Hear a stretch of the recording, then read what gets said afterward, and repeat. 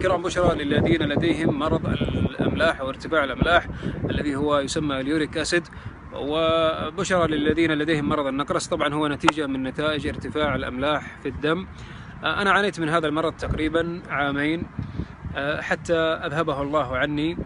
طبعا تناولت بعض الوجبات التي يوصى بها في شبكة الإنترنت، ومنها التين المجفف أو غير المجفف، ومنها أيضا الزنجبيل. من فضل الله عز وجل تناولت عصير البرتقال. عصير البرتقال من فضل الله عز وجل أذهب عني الأملاح ومرض الأملاح ومشاكل الأملاح. الآن أستطيع بإذن الله تعالى أن أتناول وجبات اللحم، أن أتناول البقوليات، لا سيما الحمص الذي كان يرفع اليوريك أسيد عندي بشكل كبير جدا، وكنت أحيانا أحبو حبوا بسبب الألم من مرض النقرس. طبعا مرض النقرس هو التهاب يأتي في المفاصل للذين لديهم ارتفاع في الأملاح، وهو منتشر ويسمى قديما مرض الملوك لأنهم يتناولون اللحوم بكثرة. أسأل الله سبحانه وتعالى أن يوفقنا وإياكم، وأسأل الله سبحانه وتعالى لنا ولكم الشفاء. ما نشرت هذا المقطع إلا أرغب لكم الخير، وأسأل الله سبحانه وتعالى أن يوفق ويكتب الشفاء العاجل لكل مريض، وأن يوفق كل من نشر هذا المقطع لنفع المسلمين. أقول لمن لديهم أملاح: ارموا ما لديكم من عقاقير.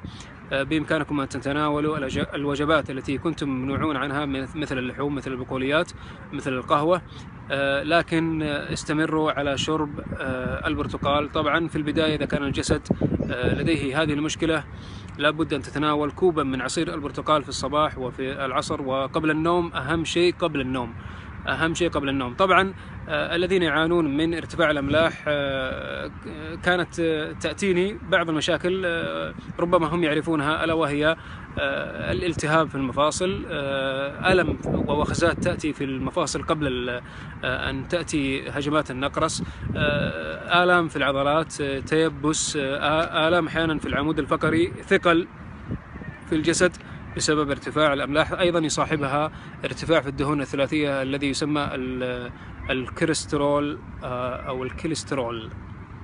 طبعا إخواني الكرام، مادة البرتقال أو فاكهة البرتقال تحتوي على مادة البوتاسيوم، تحتوي على مادة البوتاسيوم كما قرأت عنها، وهي مادة طاردة للأملاح، وبإذن الله تعالى تصفي الدم من اليوريك أسيد وتبعث النشاط في الجسد. لكن أوصي من لديهم هذه الإشكالية ألا وهي ارتفاع الأملاح بإمكانهم الآن يتناولوا أي وجبة كانوا ممنوعين عنها، لكن بعد الوجبة بساعتين أو 3 أو 4 لابد أن يتناولوا كوبا من عصير البرتقال للأهمية القصوى، وبإذن الله تعالى ستنسون مرض الأملاح، ستنسون مرض النقرس بإذن الله تعالى.